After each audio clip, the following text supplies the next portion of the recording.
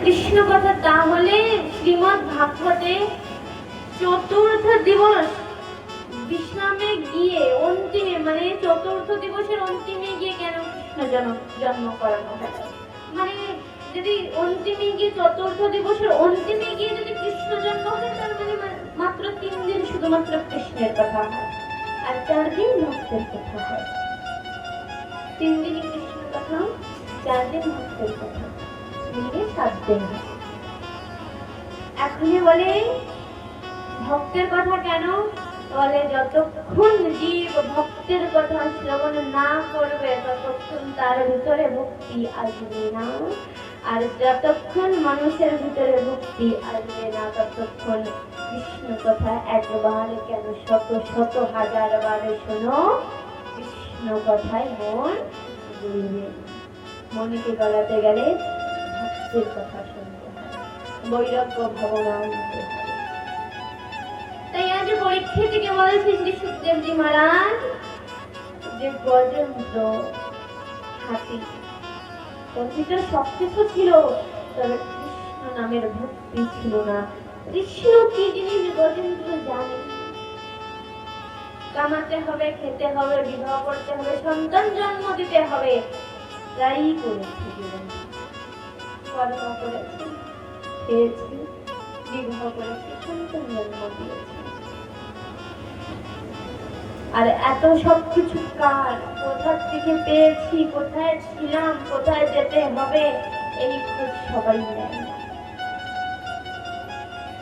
কোথা থেকে এসেছি, কোথায় আছি, আর যেদিন এই জগৎ ছেড়ে চলে যাবো সেদিন কোথায় যাব। আমরা বলি এই যে আমার বাড়ি, এই যে আমার ঘর। কিসের বাড়ি, কিসের ঘর? 70 বছর আছো, 100 বছরও কেউ থাকে না। এখন বেশি বেশি 70 বছর, 75, বা আরো যদি বেশি হয় 80। আর এমনও পরিবার দেখেছি 50 বছরে চলে গেছে। এই 50 বছর থাকতে হবে, 70-80 বছর এক জায়গায় থাকো, বলো আমার ঘর, আমার ঘর। আরে জানো, বোঝো কি আমরা কোনো যার ঘর বাড়ি থাকে না তারা কিরায়া নেয়, কিরায়া নেয় না, ভাড়ায় থাকে না, ঘর ভাড়ায় থাকে। এখন এই ঘর ভাড়ায় থাকে, ও এখানে 10 বছর 5 বছর থাকতে থাকতে যদি বলে আমার বাড়ি, আমার ঘর, কিরায়া মালিক কি করবে? এই তুই বেরো, তোর আর কোনো দরকার নেই, তাই তো বলবে। এই যে আমার বাড়ি, আমার ঘর, আমার বাড়ি বলি না, আর এই যে কি কিরায়া, ভাড়া বাড়িতে আছি। যতদিন জীবন আছে ততদিন আছি, যেদিন আর থাকবো না সেদিন যেখান থেকে এসেছিলাম সেখানে আবার পুনরায় যেতে হবে। আবার বাস্তবের রূপে যদি দেখা হয় না, ওই ভেড়ারা আসে না, ভেড়া নিয়ে, উঠ নিয়ে, কুকুর নিয়ে, যদি গভীরে যদি যাওয়া হয়, তা আধ্যাত্মিক জীবনে যদি যাওয়া হয়, আমাদের জীবনও ঠিক তাই। এই ভেড়াদের মতন ঘুরে বেড়াচ্ছে এই জগতের মেলায়। যেদিন মেলাও শেষ, যেদিন আয়ু শেষ, সেদিন আবার যেখান থেকে এসেছিলাম সেখানে পুনরায় আবার যেতে হবে। বাখানজোড়ের মেলা, যতদিন মেলা থাকে 17-18 দিন, ততদিন লোক থাকে। যেদিন মেলা খতম, প্রোগ্রাম খতম, ধীরে ধীরে সবাই আবার নিজের পুনরায় স্থানে পুনর্বাসনে আবার প্রস্থান। এই যে হচ্ছে জীবনের মূল তত্ত্ব। পরীক্ষিত, মন দিয়ে শোনো। আর গজেন্দ্রের কথা তাই বলছে যে গজেন্দ্রের জীবনে সবকিছু ছিল, আধ্যাত্মিকতা ছিল না, ভক্তি ছিল না। তাই গজেন্দ্র মায়ায় বন্ধন হয়ে, মায়ায় বেঁধে নিজেকে, তাই নিজের স্ত্রী, পুত্র, পরিজনকে আনন্দ দেবে করে ওই গভীর জলাশয়ে নেমেছে। এখন এই জলাশয়ের ভিতর থেকেও তাই করে। কোন সময় স্ত্রীর উপরে জল দেয়, কোন সময় সন্তানদের উপরে জল দেয়। এমন খেলা করতে করতে কখন সময় পর সময় কেটে গেছে গজেন্দ্র নিজেই বুঝতে পারে। অন্তিমে যখন এই সময় বহু সময় কেটেছে, তখনই গ্রহ মানে কি? কুমির। গ্রহ মানে কি? কুমির। তখন ওই গ্রহরূপী ওই কুমির গজেন্দ্রের যখন চরণ ধরে, তখনইও গজেন্দ্রের মনে এই ভাবনা যে এই মনে কোনো ছোট একটা জীবজন্তু হবে, তেমন বেশি কিছু না, আমি আমার খেলা দিলাম, আমি আমার মজা মস্তি করে যাই।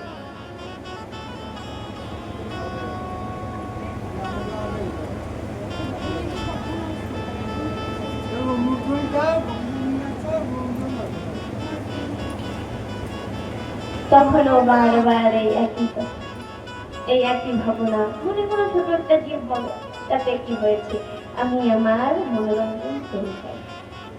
পরীক্ষিত থেকে শ্রী সুখদেবজি মহারাজ এই কথা বলতে বলতে মাঝে মাঝে গিয়ে বলে, পরীক্ষিত মন দিয়ে শোনো, কারণ এই গজেন্দ্র আর এই গ্রহ মানে এই হাতি আর এই কুমির অন্য কেউ নয়। এই গজেন্দ্র হচ্ছে জড় জগতের জীব আর এই কুমির হচ্ছে কাল। এই কালরূপী কুমির জড় জগতের জীবের চরণ ধরে বসে আছে। জড় জগতের জীবের তো কোনো হুঁশ জ্ঞান নেই, স্ত্রী পুত্র পরিজনে মত্ত হয়ে আছে, এখনো মত্ত হয়ে আছে। আর এমন ভাবে অন্তিমে যখন গজেন্দ্র একটু বেশি একটু ব্যথা পেয়ে যায়, কি ব্যাপার, কোন জলজীব চরণ ধরেছে, তখনই কি করে ওই জলজীব মানে ওই গ্রহ, এই কুমির গ্রহরে মানে গজেন্দ্রর চরণ ধরে আরো জলের ভিতরে যখন নিয়ে যেতে থাকে, তখনই গজেন্দ্র বলে নিজের স্ত্রী পুত্রকে বলে, আরে শোনো, আমার মনে হয় কোনো বড় জলজীব আমার চরণ ধরেছে, আমাকে জলাশয়ের ভিতরে জলের ভিতরে নিয়ে যাচ্ছে, আমার একটু সাহায্য করো, এখান থেকে আমারে বের করো, আমি আর পারছি না। তখন এই স্ত্রী পুত্র কি করে, কি বলে, স্ত্রী বলে, হে না, তুমি কষ্ট পেও না, আমরা তো আছি, তোমাকে ঠিক বাঁচিয়ে নেব। পুত্র বলে যে তুমি কষ্ট পেও না বাবা, আমি আছি তো, তোমাকে বাঁচিয়ে নেব। গজেন্দ্রের মনে একটা বিশ্বাস জাগৃত হয়েছে, বিশ্বাস যে যাদের জন্য এত কিছু করেছি দেখেছো, সেই অন্তিমে শান্তি দিচ্ছে, মানে পুত্র স্ত্রী একজনের শরীরের সঙ্গে আর একজনের সুর মিলিয়ে গজেন্দ্রকে ধরে ভিতর থেকে উপরে যখন নিয়ে আসার প্রয়াস কোশিশ করে যে এখন উপরে আনতে হবে, তখনই আর বলো আর বাহু বলে আর পারছে না। একবার স্ত্রী পুত্র গজেন্দ্রকে বাইরে আনার চেষ্টা করে, আর ওই গ্রহ গজেন্দ্রর চরণ ধরে আরো ভিতরে নিয়ে যায়। এমন ভাবে ক্রিয়াকল্প চলছে। যখন আবার স্ত্রী পুত্র গজেন্দ্রকে বাইরে আনার চেষ্টা করে, আবার এই কুমির কি করে, চরণ ধরে জলের ভিতরে নিয়ে যায়। এমন হচ্ছে। অন্তিমে সন্তানেরা বলে, গজেন্দ্রের সন্তান কি বলে, বাবা আর কতদিন, এমনি ভাবে আর কতদিন থাকবো বলো, আর পারছি না, এখনই বাড়ি যাই। গজেন্দ্রের নয়ন থেকে অশ্রুপাত হচ্ছে আর বলছে যে দেখ বাবা, তোদের জন্য আজীবনকাল কত কিছু না করেছি, এখন এই কালের মুখে ঠেলে দিয়ে তুই চলে যাচ্ছিস, তোরা সবাই, আমি কি করে বাঁচবো বল। সন্তানেরা প্রতি উত্তরে কি বলে যে বাবা, তোমার জীবন জৈবন তো কেটে গেছে, তুমি তোমার জীবনের ভরপুর অনেক অনেক আনন্দ নিয়েছো, তবে আমাদের জীবন তো এখন সবে মাত্র শুরু হচ্ছে, আমরা কতদিন এভাবে থাকবো বলো। এমনি বলে সন্তানেরা চলে গেল। গজেন্দ্র বলছে নিজের স্ত্রীদেরকে, দেখেছো দেবী, যাদের জন্য ধর্ম অধর্ম দেখিনি, যাদের সুখের জন্য কি না করেছি, সবকিছু তো করেছি। হ্যাঁ, স্ত্রীরা বলছে হ্যাঁ স্বামী সত্যি সবকিছুই করেছে। মানে দেখেছো, আজ সেই সন্তানই পাশ কেটে পাশ দিয়ে চলে গেল, নিজের বাবাকে এমন ভাবে এমন রেখে চলে গেল। তখনই গজেন্দ্রের স্ত্রীরা বলে যে দেখো স্বামী, সন্তান চলে গেছে তা কি হয়েছে, আমরা তো আছি, আমরা ঠিক বাঁচিয়ে নেব। গজেন্দ্রের মনে একটু বিশ্বাস আবার পুনরায় জাগৃত হয়েছে যে সন্তান চলে গেছে তো কি হয়েছে, আমার যার সঙ্গে বিবাহ করেছে আমার স্ত্রীরা তো আছে, আর স্ত্রীরাও পুনরায় সেই কর্ম আবার করেছে। স্ত্রীরা সুরের সঙ্গে সুর মিলিয়ে গজেন্দ্রকে উপরে আনে আর গ্রহ আবার চরণ ধরে জলের ভিতরে নিয়ে যায়। এমন করে আরো 15 দিন 1 মাস কেটে গেল। অন্তিমে যখন 15 দিন 1 মাস যখন আবার কেটে যায়, এখন স্ত্রীরা বলছে, স্বামী আর কতদিন বলে এভাবে থাকবো, আর পারছি না।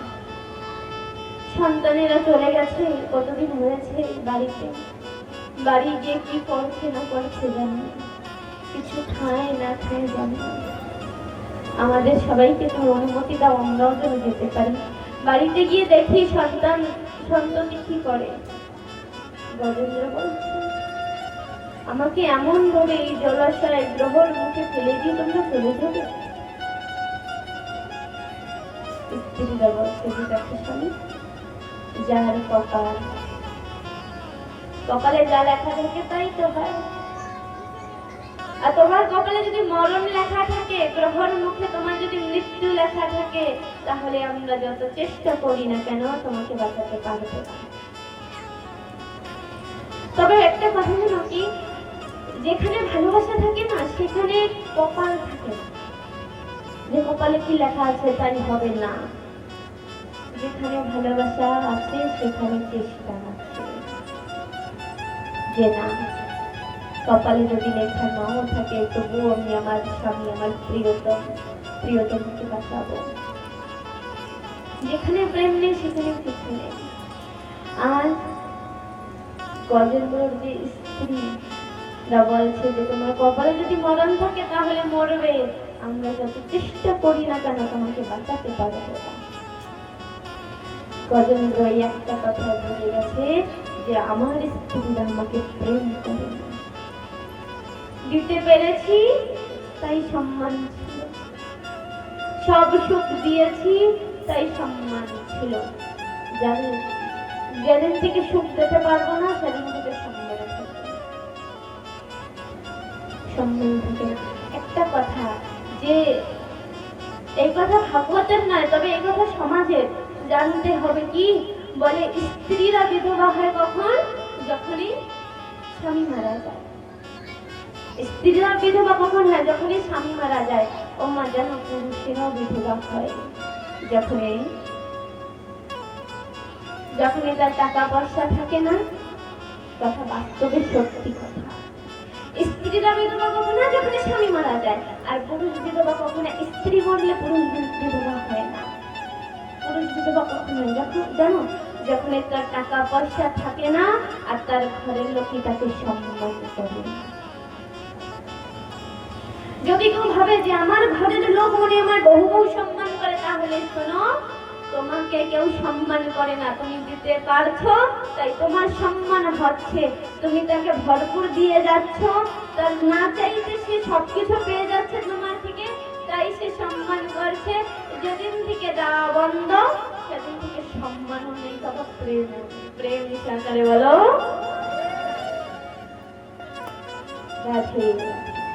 কথা সত্যি। যত সময় যেতে পারবে তত সময় প্রেম আছে, সম্মান আছে, সব আছে, সদবা। যেদিন থেকে দেওয়া বন্ধ করে দেবে সেদিন থেকে আর কিছু থাকবে না। আজ তাই গজেন্দ্র মনে মনে ভাবে যে যতদিন যেতে পেরেছি ততদিন সব ছিল, সম্মান ছিল, প্রেম ছিল। আজ আমি কালের মুখে পড়েছি, আজ আমার কিছু নেই। গজেন্দ্র মন হয়ে গেল, আর কিছু বলে না। স্ত্রীরা সব এক এক করে চলে গেল। এখন গজেন্দ্র মনে মনে ভাবে যে আমি গজেন্দ্র মানে হাতিরও রাজা, আমার ভিতরে বহু বহু বাহুবল আছে। ছোট একটা জলজীব আমার কি করতে পারে? ছোট একটা জলজীব কি করবে? এখন গজেন্দ্র আর জলজীব মানে গ্রহর যুদ্ধ শুরু হলো। কতদিন? सहस्र हजार वर्षेण युद्धेन 1000 বছর যুদ্ধ হয় গজেন্দ্রের সঙ্গে। কিভাবে যুদ্ধ কি করে হয়, কিভাবে হয় বলে, কোনো সময় গজেন্দ্র নিজের বাহুবল দিয়ে জল থেকে বাইরে আসার চেষ্টা করে, আর তখনই ওই গ্রহ ওই গজেন্দ্রের চরণ ধরে নিয়ে আবার ওই জলের ভিতরে নিয়ে যায়। আর বলে জলজীব মানে যে জীব জলে, মানে জলজীবের শক্তি জলে অত্যাধিক থাকে, আর কোনো মাটির জীব যদি জলের ভিতরে যায় তার শক্তি ক্ষীণ হয়ে যায়, মানে কমে যায়। আর জলজীবের শক্তি মাটিতে এসে কমে যায় আর জলে বাড়তে থাকে। তেমন গ্রহ হচ্ছে জলের জীব, তাই গ্রহর দিনে দিনে শক্তি বেড়ে যাচ্ছে। আর গজেন্দ্র হচ্ছে ফলের জীব মানে মাটির জীব, তাই ওর গজেন্দ্রর দিনে দিনে শক্তি ক্ষয় হয়ে যাচ্ছে।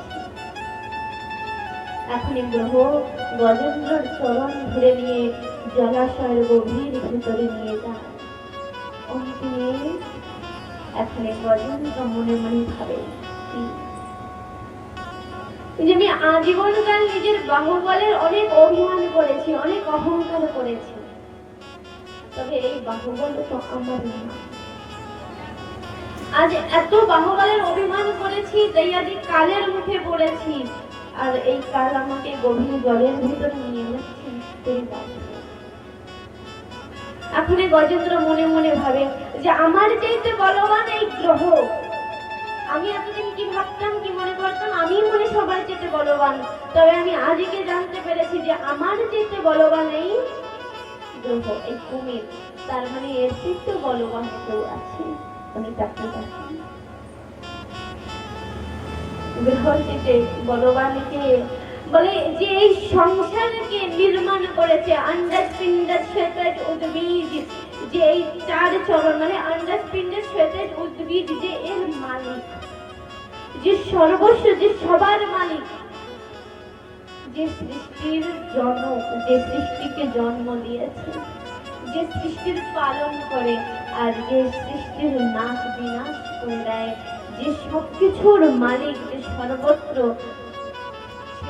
ভাগবতের প্রথম শ্লোকে বলে না, সচিদানন্দ রূপায় বিশ্বোৎপত্ত্যাদি হেতবে, মানে যে বিশ্বের উৎপত্তি আদির হেতু, মানে যে সর্বশক্তিমান, যে স্বয়ং প্রকাশ। স্বয়ং প্রকাশ মানে কি, এই জগতে প্রত্যেকটা জীব কারোর না কারোর উপরে নির্ভর থাকে, সবাই কারোর উপরে নির্ভর আছে, লেকিন যে ভগবানকে বলে যে কারোর উপরে নির্ভর নেই, যে স্বয়ং চিত্ত স্বয়ং প্রকাশ। গজেন্দ্র জলের ভিতর থেকে বলে জলাশয়ের গ্রহ এমন ভাবে টেনে নিয়ে যাচ্ছে যে গজেন্দ্র পূর্ণ রূপে ডুবে গেছে, শুধুমাত্র গজেন্দ্রের সুরটুক বাকি আছে ডুবতে। তখন গজেন্দ্র দেখে যে এই জলাশয়ের ভিতরে কিছু তো নেই, যে সেই পদার্থ, সেই তত্ত্ব দিয়ে সেই পরমাত্মাকে ডাকবো। তখনই দেখে ওই সরোবরে একটা পুষ্প ফুটেছে, পুষ্পকে বলে কমল। ওই সুরে ওই কমলকে তুলে নিয়ে কিছু দেখা যায় না, শুধু সুর দেখা যায় আর এই কমল ফুল দেখা যায়। আজ ওই একটা কমল ভগবানকে অর্পণ করে বলছে, হে দীনবন্ধু তোমার মতন করুণা, তো করুণাময় তো এই জগতে কেউ নেই, তুমি এত করুণাময়। বলে ভগবানের করুণা, হা কৃষ্ণ দীনবন্ধু করুণা সিন্ধু, তুমি এত দীনবন্ধু, মানে তুমি জগতের যত দীনতা আছে, তুমি দীনহীন প্রাণী জীবের সবার বন্ধু, তুমি তো করুণার সাগর। করুণার সাগরে কেমন, যে তোমাকে ভালোবাসে তুমি তাকেও ভালোবাসো, আর যে তোমাকে ভালো না বাসে তুমি তাকেও ভালোবাসো। যে তোমাকে চায় তুমি তাকেও চাও, আর যে তোমাকে না চায় তুমি তো তাকেও চাও। এত করুণাময়। এই জগতে কত জীব, কত মানুষ আছে না যে ভগবানের অপমান করে। বহু বহু মানুষ এখনো আছে যে সে ভগবান কৃষ্ণের অপমান করে, ভগবানের অপমান করে। তবে একটা ভাবনার বিষয় কি, ভগবান তো সর্বশক্তিমান। ভগবান যদি চায় যে এই জীব এই প্রাণী আমার অপমান করেছে আমি এর নাশ করে দেব, ভগবান চাইলে পারে। शास्त्र कहते हैं कि संसार जिसकी भ्रकुटी का एक पासा है, अनिमेष है। अनिमेष का अर्थ क्या होता है? निमेष और अनिमेष মানে জগতের জীব হচ্ছে নিমেষ। গীতায় বর্ণনা নিমেষ মানে কি, যে পলক দেয়। আমরা প্রতিপল পলক দিই তাই আমরা নিমেষ। আর অনিমেষ, অনিমেষ মানে কি, যে পলক দেয় না। ভগবান পলক দেয় না, এজন্য তাকে অনিমেষ বলা হয়েছে। এখানে বলে অনিমেষ মানে ভগবান পলক দেয় না। আর ভগবান যখন একটা পলক দেয়, ভগবানের ওই এক পলকে নতুন নতুন মানে পুরানো সৃষ্টি বিধ্বংস নষ্ট হয়ে নতুন সৃষ্টি নতুন দুনিয়ার নির্মাণ হয়।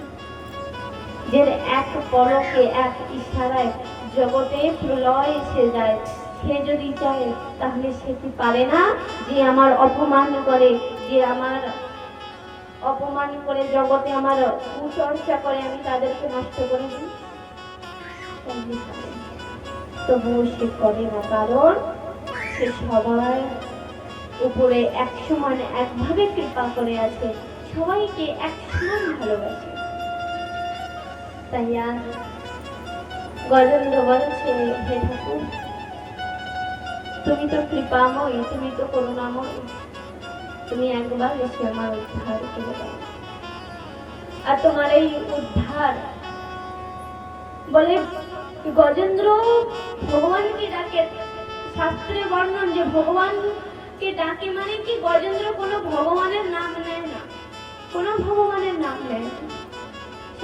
সমস্ত দেবী দেবতারা সরোবরের উপর থেকে দাঁড়িয়ে আছে যে আমার নাম নেবে আর আমি গিয়ে তার রক্ষা করবো, গজেন্দ্রের রক্ষা করবো। একবার আমার শিব বলে আমার নাম নেবে, ব্রহ্মা বলে আমার নাম নেবে, গজেন্দ্র কারোর নাম নেয় না। গজেন্দ্র বলে যে চরাচর অখণ্ড মণ্ডলে কারণ জেনা চরাচর, যে এই অখণ্ড মণ্ডলে প্রতিভাবে এক সমান চর অচরে বিদ্যমান, জীব নির্জীবে বিদ্যমান, সে এসে আমাকে বাঁচা। সবাই দাঁড়িয়ে আছে, কেউ আছে। অন্তিমে ভগবান বলছে গরু, হে গরু তুমি তৈরি হয়ে যাও, আমাকে যেতে হবে। গরুর বলে কোথায় যাবে তুমি ঠাকুর? বলে আমার ভক্ত আমাকে ডাকছে, আমার ভক্তর রক্ষা করতে আমাকে যেতে হবে। গরুর বলছে কে তোমার ভক্ত? কোন ভক্তর কি বিপদ হয়েছে যে তুমি রক্ষা করতে যাবে? বলে কেন তুমি জানো না? গজেন্দ্র আমাকে ডাকছে, গজেন্দ্র আমার ভক্ত, আমাকে ডাকছে, ওর রক্ষা করতে আমাকে যেতেই হবে। গরুর বলে ও ঠাকুর এই গজেন্দ্র কবে থেকে তোমার ভক্ত হয়েছে? এ তো মায়ার জগতে ছিল, কোনোদিনও তোমার নাম নেয়নি, কোনো আজীবন কাল শুধু ইন্দ্রিয় সুখে মত্ত ছিল, কবে ভক্ত হয়েছে? দেখো গরুর বলছে ও ঠাকুর দেখো আজকে এই গজেন্দ্রর জীবনে কষ্ট এসেছে, দুঃখ এসেছে, তাই ডেকেছে, তাও তোমার নাম নেয়নি, তাও তোমার নাম নেয়নি, নাম নিত। তখন ভগবান বলে হে গরু, গজেন্দ্র স্পষ্ট রূপে বলেছে যে এই অখণ্ড মণ্ডলে ব্যক্ত মানে যে সমস্ত জীবের ভিতরে এই মণ্ডলের ভিতরে ব্যক্ত যে চর অচরের মালিক সে আমাকে বাঁচা, যে পরমাত্মা যে ভগবান সে আমাকে বাঁচা। তাহলে গরুর তুমি বলো সে তো আমি। গরুর বলে নাও ঠাকুর তাহলে আমি মানলাম যে সে তো তুমি, তাহলে এখন আর একটা কথা বলো, সে তো বিপত্তিকালে তোমার নাম নিয়েছে, সুখের সময় তো তোমার নাম নেয়নি। তখনই ভগবান বলে গরু শোনো তুমি, জীব সুখে আমার নাম নেই বা দুঃখে আমার নাম নেই, তবে আমি চাই যে সে শুধুমাত্র আমার নাম নেই। दुख में सुमिरन सब करे सुख में करे ना कोई, दुख में सुमिरन सब करे सुख में करे ना कोई, गर सुख में सुमिरन करे तो दुख काहे की होई। এই জগতে যত মানুষ যত জীব আছে প্রত্যেকটা জীব দুঃখ ভগবানের নাম নেয়, সুখে কেউ ভগবানের নাম নেয় না। তুমি দুঃখে ভগবানের নাম নেয়, সুখে কেউ নেবেই না ভগবান। সুখে যদিও কেউ নাম নেয় তবে ভক্তের লক্ষণ কম এমন বলি না যে যে মানুষ সুখে সে ভক্ত না, সেও ভক্ত। তবে বহুত কম এমন পাওয়া যায় যে সুখেও ভগবানের নাম নেয়, ভগবানের ভক্তি করে। না হলে বেশিরভাগ জীব তো সুখে নিজের ইন্দ্রিয় ভোগে মুক্ত হারা হয়ে থাকে। আর যদি কেউ বলে তাহলে সুখে ভক্ত হয় না, আমি বলি ভক্ত হয়, তবে বহু কম ভক্ত হয়। ভক্ত তো মানে দুঃখে হয়, কষ্টতে হয়। আর যত ভক্তের বর্ণন শুনি গো মা, সমস্ত ভক্তের বর্ণন কি দুঃখে তো হয়েছে। পঞ্চ পাণ্ডব আজীবন দুঃখে ছিল, তাই ভক্ত হয়েছে। আর কৌরব সুখে ছিল, এই ভক্ত হতে পারেনি। আর পঞ্চ পাণ্ডবের জায়গায় যদি কৌরবে থাকতো, একটু যদি উল্টা পাল্টা হয়ে যেত, যে পঞ্চ পাণ্ডব সুখে থাকতো আর কৌরব যদি দুঃখে থাকতো, তাহলে কৌরব ভক্ত হতো, পঞ্চ পাণ্ডব ভক্ত হতো না। জীবাত্মা তো পঞ্চ পাণ্ডবের ভিতরে যে ভগবান শ্রীকৃষ্ণের আত্মা, কৌরবদের ভিতরে সেই পঞ্চভূতের সেই শরীরের ভিতরে সেই ভগবানেরই আত্মা। আত্মা তো সবার এক, তবে পরিস্থিতি সবার এক থাকে। পরিস্থিতি হিসাবে মানুষ ভক্ত হয়, আস্তিক হবে না নাস্তিক হবে, পরিস্থিতির উপর নির্ভর করে। যে মানুষের পরিস্থিতি প্রতিকূল, মানে একটু উল্টা পাল্টা, দেখবেন সে ঠাকুরের নাম বেশি নেয়। আর যার পরিস্থিতি একটু অনুকূল, যে নাম সব ঠিকঠাক চলছে, সে দেখবেন ঠাকুরের নাম কম। পরিস্থিতির উপর নির্ভর থাকে। হে গুরু, গজেন্দ্র বিপত্তিতে পড়েছে, আমার নাম নিয়েছে, তবে নিয়েছে তো। আর এ তো জগতের নিয়ম যে মানুষ যত সময় বিপত্তিতে না পড়বে তত সময় আমার নাম নেবে না। আর কোন উৎসব নেই গরুরের কাছে। এখন গরুর মনে মনে ভাবে যে ভগবান যে জায়গায় যাক না কেন, আমার সাহায্য ছাড়া ভগবান যেতে পারে না। গরুরের মনে কারণ ভগবান বলছে তুমি জলদি করো, গরু আমাকে যেতে হবে, জলদি করো আমাকে যেতে হবে। মানে গরুরের মনে অহংকার এসেছে যে আমি যত সময় না নিয়ে যাব ভগবান যেতে পারবে না। ভগবান তো অন্তর্যামী, সব জানতে পারে। ভগবান মনে মনে ভাবে যে গরুরের মনে অহংকার এসেছে, এই অহংকারের খণ্ডন করতে হবে। এখন কি করে খণ্ডন করবে? ভগবান নিজের কানি উঙ্গলি, ছোট আঙুল কি করে গরুরের পিঠের উপরে রেখে দিয়ে বলছে, নাও গরুর ওড়ো যাবে। গরুর হেসে দিয়ে বলছে, ঠাকুরে কি মজা। মানে তুমি বসো, তোমাকে নিয়ে যেতে হয় না। বলে ওরও না, তুমি একটু চলো, দেখি তো কত দূর যাও, একটু জলদি করো। গরুর বলছে ঠিক আছে। ভগবানের ছোট আঙ্গুল গরুরের পিঠে, ভগবান বসেনি। গরুর যখনই ওড়তে যাবে আর উঠতে পারে না। ভগবান বলছে কি হয়েছে, ওরও না কেন, ওরও। গরুর বলছে, ও ঠাকুর, তুমি যেদিন যেখানে যাও আমি তোমাকে নিজের পিঠে করে নিয়ে চলে যাই, তবে আজকে কেন পারছি না? আজকে তো তুমি বসোনি, শুধুমাত্র তোমার ছোট আঙ্গুলে রেখেছো আমার পিঠের উপর, কেন পারছি না? ভগবান বলছে, গরুর, আমাকে তুমি নিজের পিঠের উপরে করে নিয়ে যাবে, ভ্রমণ করাবে জগৎ, এমন শক্তি বা এমন সামর্থ্য তোমার ভিতরে নেই। গরুরের ভিতরে, তোমার ভিতরে নেই গো গরুর। আর শোনো গরুর, এখন তুমি অবশ্যই ভাবছো যে তাহলে আমাকে কি করে নিয়ে তুমি পিঠের উপরে নিয়ে কি করে তুমি ঘুরে বেড়াও। তাই এই হচ্ছে তোমার ভক্তি আর আমার। এতদিন তোমার ভক্তি ছিল, তাই আমার কৃপা ছিল। আর আমার কৃপা ছিল তাই তুমি এই ত্রিলোকের নাথ, ত্রিলোকের স্বামীকে নিজের পিঠের উপরে করে সারা ভ্রমণ্ড ঘুরে বেড়াতে। আজ তোমার ভক্তি অহংকারে পরিণত হয়েছে, তাই আমার কৃপাও অনুরাগে পরিণত হয়েছে। গুরুর ক্ষমা কেবল ঠাকুর ক্ষমা করে দাও, আমাকে ক্ষমা করে দাও, তাহলে আর এই অহংকার আমি আমার করব না। আজ এই গরুরের পুনরায় ভগবান গরুরের পিঠের উপরে বসে আর গরু তীব্র গতিতে প্রস্থান করে কোথায়? জলাশয়, যেখানে গজেন্দ্র ভগবানের নাম। সমস্ত দেবী দেবতারা দাঁড়িয়ে আছে আর ভগবান ওই জলাশয়ের একদম মাঝখানে উপরে দাঁড়িয়েছে, নিজের সুদর্শন চক্রকে অনুমতি দিয়েছে যে সুদর্শন তুমি কি আমার ভক্তের রক্ষা করো।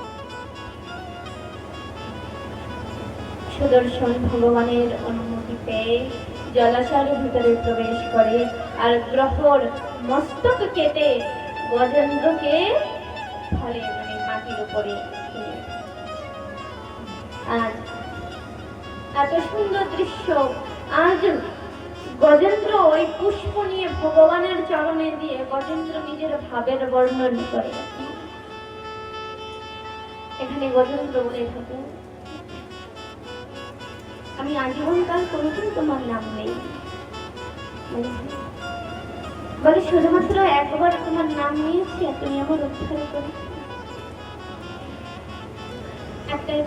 একটা কথায় বলে না, অনেক সুন্দর করে একটা গানে বলে, ऐसा क्या काम किया मैंने जो मेरा हाथ तूने थामा, मेरी दुनिया ही बदल दी तूने, क्या जरा सा तेरा नाम।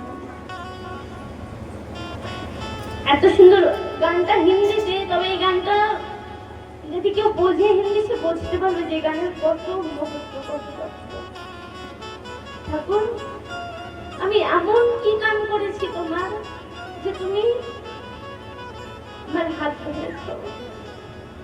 শুধুমাত্র এতটুকু তো করেছি যে তোমার নাম নিয়েছি। আর তোমার নাম কতটুকু নিয়েছে? তোমার নাম নেওয়ার মতন তো শক্তি সামর্থ্য গুণ তোমার নেই গো। তোমার নাম নেওয়ার মতন শক্তি সামর্থ্য গুণ আমার নেই, তবু যেমন হয়েছে তেমন নিয়েছি। এতটুকু তো করেছি, তবুও তোমার আপাহারি কৃপা আমার উপরে এমন ভাবে হয়েছে যে আমি আজ সর্ব দুঃখের থেকে মুক্ত হয়েছি আর তোমার চরণ রাজ, তোমার চরণ আমি প্রাপ্ত করতে পেরেছি। ভগবান বলে বলো, ভগবান বলে গজেন্দ্র, গজেন্দ্র শোনো, তুমি যেমন ভাবে আমার নাম নিয়েছো, তবে নিয়েছো তো আমি কারোর পরিস্থিতি দেখি না যে সে কোন পরিস্থিতিতে আমার নাম নেয়, আমার কোনো গান করে। আমি তো শুধুমাত্র জীবের ভাব দেখি যে জীব কোন ভাবে আমার নাম নিয়েছে। আমার জন্য পরিস্থিতি মাইনে রাখে না, পরিস্থিতি যেমন হোক না কেন, আমার জন্য তো শুধুমাত্র জীবের ভাব মহত্বপূর্ণ, যে সে কোন ভাবে আমার নাম নিয়েছে। আর তুমি যে ভাবে আমার নাম নিয়েছো, যেই ভাবনা নিজের হৃদয় মাঝে রেখে আমার নাম নিয়েছো গজেন্দ্র, আমি ওই ভাবের বশীভূত, আমি ওই ভাবে বাধা। আজ এই পুষ্প ভগবানের চরণে দিয়ে গজেন্দ্র বলছে, সত্যি ঠাকুর, যদি কেউ ঠাকুরকে পেতে চায় সেটা একটাই সাধন, যে ঠাকুরকে পাবে কি করে? শুধুমাত্র তার নামের সাহায্য নিয়ে। যে জীব ভগবানের নামের সাহায্য নেয় সে জীবের কোনো গতি নেই।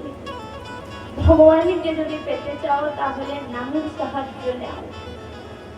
আর এই নামের বর্ণন, এই নাম, এই জগৎকে যে নাম দিয়েছে কে? গৌরাঙ্গ মহাপ্রভু দিয়েছে। নামকে দিয়েছে গৌরাঙ্গ মহাপ্রভু। কিসের জন্য দিয়েছে? কি করতে দিয়েছে? যে সময় আছে কি করব, কাজ নেই, তাই নাম নিই, বলে না। অনন্ত অনন্ত প্রত্যেক ক্ষণ প্রত্যেক সময় ভগবানের নাম। কারণ মানে ভগবানের যার নাম নিতে নিতে তো তাকে পাবো। যে বাড়ির মা পাশের বাড়ি যায় না, একটু অনেক সময় না মায়েরা একটু পাশের বাড়ি যায়, সন্তানরা স্কুল দিয়ে এসে বাড়িতে এসে দেখে মা নেই, জোর জোর করে ডাকে, মা তুমি কোথায়? দেখেন যত সময় মা সাড়া না নেয়, না আসে, তত সময় সন্তান ডাকতেই থাকে, তুমি কই গো, বাড়ি এসো, তত সময় ডাকতে থাকে। সে পরমাত্ম সন্তান আমরা, সে একটু দূরে আছে অবশ্যই, তবে তত সময় ডাকতে হবে যত সময় সে সাড়া না দেয়, যত সময় সে আওয়াজ না করে, সে না আসে, তত সময় ডাকতে হবে। আমরা তো জানি যে ডাকতে হবে, সুর নেই, তাল নেই, তবুও ডাক। এই মাকে যখন ডাকো তো কোন সুরে, কোন রাগে ডাকো, যে এই রাগে ডাকলেই মা আসবে, এই সুরে ডাকলেই মা আসবে না। যদি এই রাগ এই সুরে যদি মাকে না ডাকো, তাই মা আসবে না। ডাকতে হবে, যেমন পারো তেমন ডাকো। আজ যখন নামের বর্ণন করে,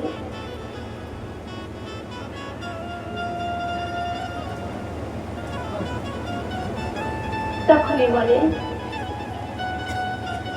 যে যেমন ভাবে পারো তেমন ভাবে ঠাকুরকে ডাকো।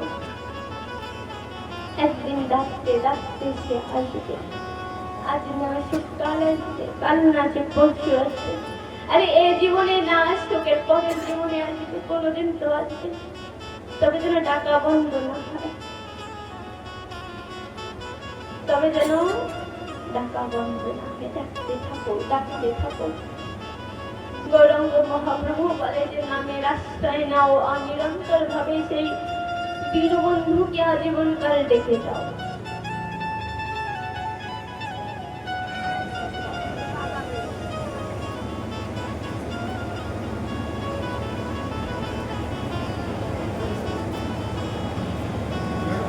আজীবনকাল ডেকে যাও।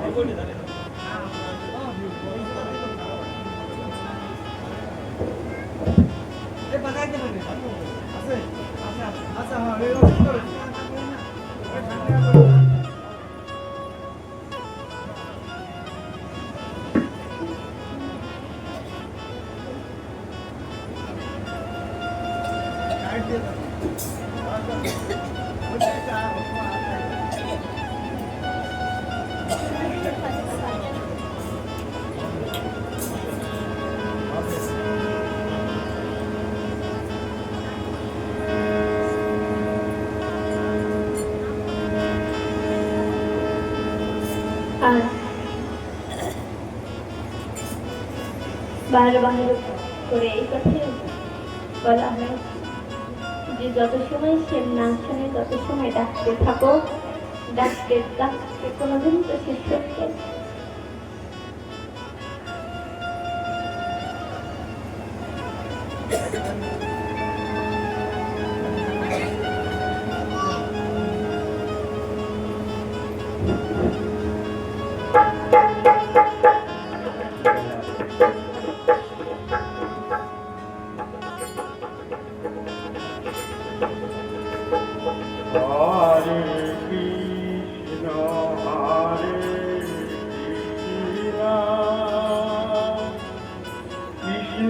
Krishna Hare Hare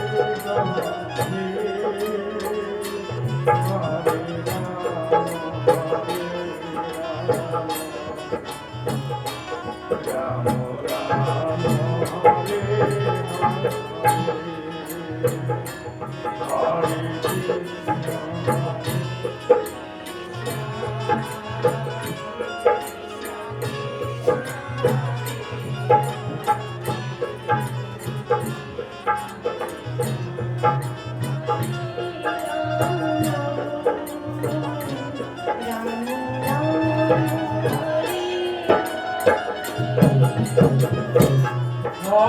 Krishna, Hare Krishna,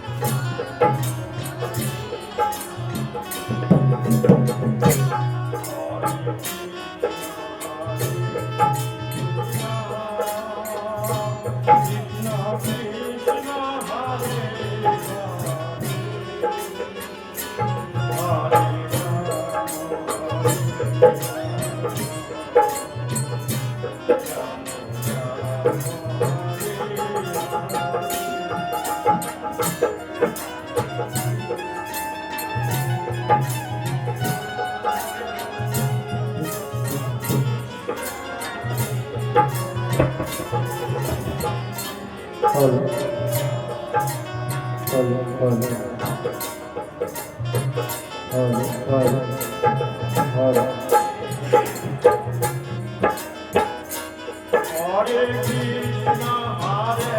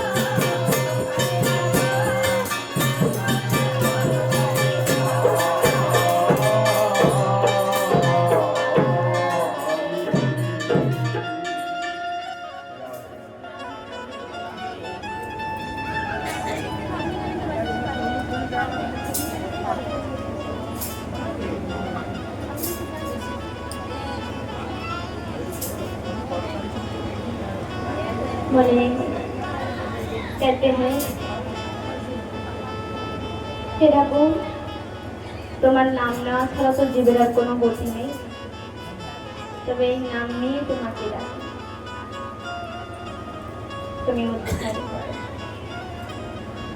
আর এর থেকে একটা বিশেষ কথা কি, যে যদি তুমি না আসো তাহলে আমাকে এমন একটা হৃদয় দান করো যে হৃদয় যেন তুমি থাকোই না। হয়তো তুমি আসো, আর না হলে আমাকে এমন একটা হৃদয় তুমি দান করো যে হৃদয় যেন কৃষ্ণ বলতে কোনো কিছুই না থাকে। বলে কেন? বলে হৃদয়ে কৃষ্ণ থাকবে, আর কৃষ্ণকে ডেকে ডেকে মরে যাবো তবুও সে আসবে না। এর থেকে তো হৃদয়ে কৃষ্ণ ছাড়া হৃদয় আরো ভালো,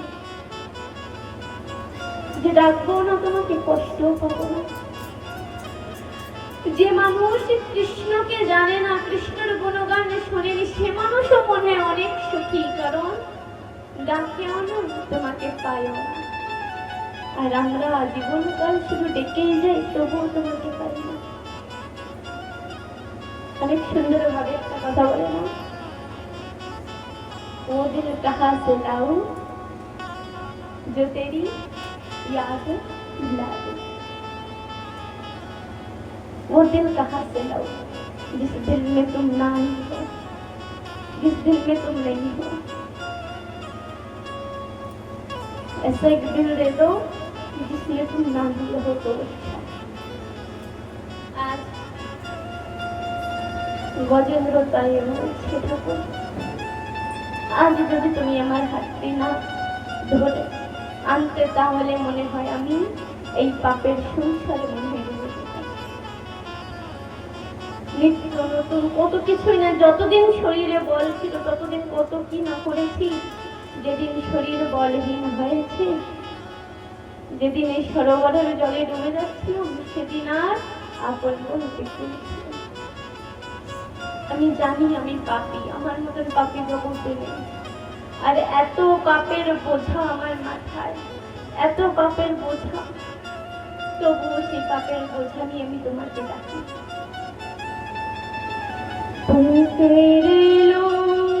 হাত ধরে বাড়ি नहीं तो डूब जाए हमारा कुछ न बिगड़ेगा, तुम्हारी लाज जाए। पकड़ लो हाथ मेरे वाली, नहीं तो डूब जाए।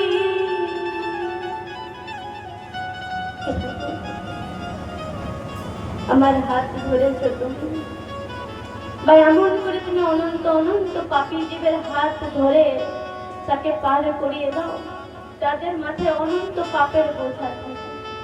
তবু धरी है पाप की गठरी हमारे सिर पे भारी, धरी है पाप की गठरी हमारे सिर पे भारी। मेरे पापों का है भारी, वज़न पापों का है भारी। पकड़ लो हाथ मेरे वाली, पकड़ लो हाथ मेरे वाली, नहीं तो डूब जाए हमारा कुछ न बिगड़ेगा, तुम्हारी लाज जाए। আমি জানি আমি পাপী, আমি অধম,